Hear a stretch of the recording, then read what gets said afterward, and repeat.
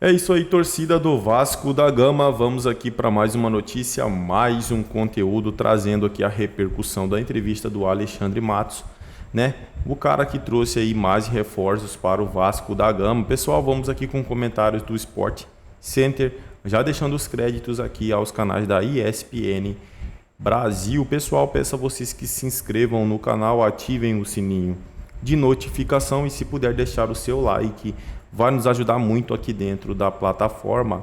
Só lembrando a vocês, torcida vascaína, aqui ativando o sininho de notificação, assim que postarmos conteúdo, chegará diretamente em seu smartphone ou em seu computador.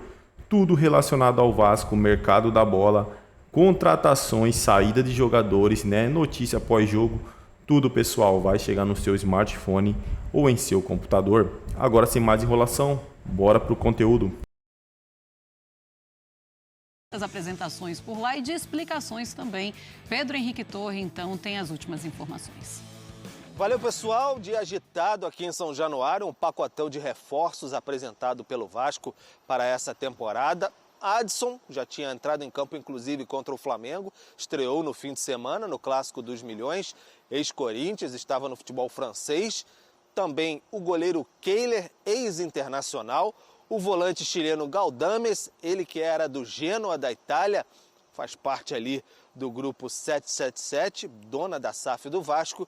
E por último, Vitor Luiz, lateral esquerdo, estava no Coritiba, tem passagens por Palmeiras e também Botafogo. Todos eles aqui em São Januário já estão regularizados, podem estrear pelo clube Cruz Maltino. Quem também esteve na coletiva de imprensa foi o diretor de futebol, Alexandre Matos, e de maneira bem direta deixou claro os objetivos do Vasco para esta temporada: não passar sufoco, disse o Alexandre Matos. Também falou um pouco sobre a sua comunicação com a 777, dona da SAF do Vasco, a questão de reforços e a busca por novos nomes depois das lesões importantes nos joelhos de Paulinho e também Jair, este último no fim de semana no clássico contra o Flamengo. Vão ficar afastados aí por longos meses. Definitivamente o torcedor precisa saber o objetivo claramente. O objetivo é, esse ano está melhor do que o ano passado. O que significa isso? Não passar o sufoco que passou ano passado.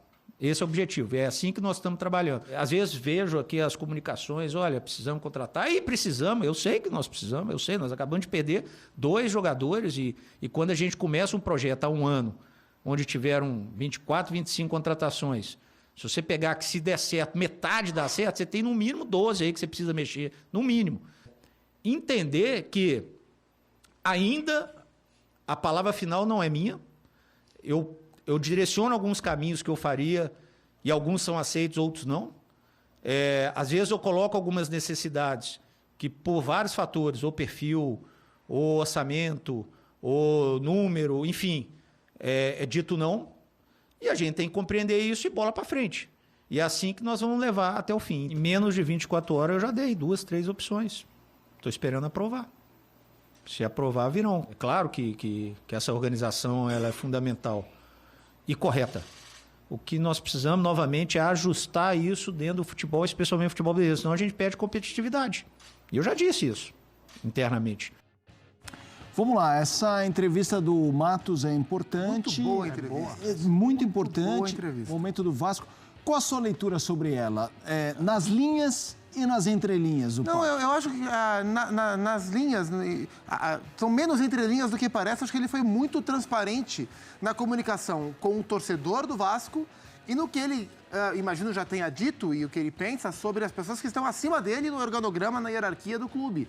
Porque é uma questão de adaptação. É uma adaptação para o torcedor que espera que, uma vez que o Vasco foi vendido, seu futebol foi vendido por uma empresa de capital estrangeiro, milionária, que vai injetar dinheiro, esse torcedor espera que rapidamente o Vasco volte a ser o Vasco, que ele aprendeu a amar, torcer, se emocionar e ver ganhar praticamente tudo. E o Alexandre deixa muito claro que as coisas não são assim, que a 777 não chegou ao Vasco para ganhar do dia para a noite, e sim para construir um trabalho a longo prazo. Então é uma adaptação para o torcedor e acho fundamental e muito bem pontuado pelo Alexandre quando ele diz: o nosso objetivo é ser melhor do que o ano passado, e é verdade, Para o Vasco chegar no que ele pode chegar dentro desse projeto, mais importante do que ir de 0 a 100 de 2023 para 2024 é ir devagarzinho melhorando os seus padrões, até ser um clube mais confiável e um projeto estabelecido para brigar por algo maior. Então, acho que foi muito importante a maneira que ele se comunicou. E é uma adaptação também para ele, Alexandre, porque ele está acostumado a trabalhar, e o grande case da sua carreira, teve o Cruzeiro e teve o Palmeiras foi o último. Ele chegava no Paulo Nobre e falava: Paulo, vou contratar o Dudu, quanto é? É isso aqui. Convencia, pegava o cheque, ia lá e contratava. Agora é diferente. Agora o clube tem de fato um dono. O futebol do clube tem um dono. Então e são donos, e ele mesmo disse, que não estão acostumados a trabalhar com o futebol brasileiro. Então ele está tendo que adaptar a expectativa dele sobre o trabalho que ele sabe que é capaz de fazer e também acostumar os donos da empresa como as coisas funcionam no Brasil, para achar um equilíbrio entre o que é uma visão meramente empresarial e, como ele mesmo disse, e aquilo que o futebol pede, porque o futebol tem as suas imprevisibilidades, as suas coisas menos exatas, as coisas que as planilhas também não são capazes de prever. Então é um momento de muita adaptação de parte a parte. E eu achei muito boa mesmo a entrevista do Alexandre Matos para todos os envolvidos, para os chefes dele, para ele e para o público consumidor, que é o sofredor vascaíno, que há muito tempo espera que o Vasco se reconduza. Para você, André. Eu vejo a coisa de uma forma bem simples. Se as pessoas que hoje tomam as decisões no departamento de futebol do Vasco, e não há nada de errado com isso, nem com elas, o processo foi absolutamente claro para todo mundo, passou pelas fases dentro do clube para ser aprovado, essas pessoas hoje dão as cartas, né? As 777, 777. Se essas pessoas não precisassem de alguém para desempenhar o papel de executivo de futebol, para ajudar na tomada de decisão a respeito de como gastar, quanto gastar e com quem gastar na montagem do elenco, porque essa é a função dessa pessoa, não estou falando do Alexandre, estou falando de quem desempenha esse cargo. Se ele não fosse necessário, essas pessoas poderiam estar fazendo o trabalho desde o início, desde que chegaram, observando, discutindo, debatendo, contratando, colocando para jogar. Não estão fazendo isso, não é o papel delas. São investidores, são pessoas que chegaram para profissionalizar um departamento inteiro, estão trabalhando de uma forma mais ampla. Precisam de alguém assim. Se precisam e trouxeram o Alexandre, a opinião dele precisa ser levada em conta. É ele que tem a experiência, é ele que já passou por isso. É ele que precisa trabalhar. Isso significa que o Alexandre tem que ter carta branca, absolutamente uma carta desse tamanho branca, como já houve em outros momentos da sua carreira, e sair contratando quem ele bem entender, pagando quanto ele quiser? É óbvio que não. É para isso que existe um outro tipo de estrutura, ao qual ele também tem que se adaptar conforme as condições. Então, eu não vejo nada de errado em ele dizer publicamente o que ele disse, principalmente porque ele falou. Olha, eu também disse internamente, então não se trata de, nos jogou os leões, né? Abriu uma questão que era interna, não. E a opinião dele precisa ser levada em conta e a experiência dele precisa ser utilizada. É assim que as coisas têm que funcionar. A única dúvida que eu tenho é, se esse panorama não mudar, se ele continuar encontrando algum tipo de resistência até que as sugestões dele sejam acatadas, se isso de alguma forma vai minar a possibilidade desse projeto dar certo com ele como executivo. Ou se ele está disposto a trabalhar assim, porque é assim que a banda toca. Acho que isso a gente vai ver com o tempo, mas são olhares diferentes sobre o mesmo negócio para quem comprou, para quem está trabalhando e para quem torce. Então tem que ter um alinhamento aí. Vamos seguir aqui o Sport Center com... É isso aí, torcida vascaína. Para mim, precisa dar autonomia ao Alexandre Matos. Eu acho que a 777 deveria, pessoal, pensar assim. Não vou ficar com medo, né? Vou dar autonomia ao cara que entende. Para quem não sabe aí, pessoal, até a jornalista comentou, né? Em 2015, parece que foi em 2015, que começou aquela levantada do Palmeiras, né?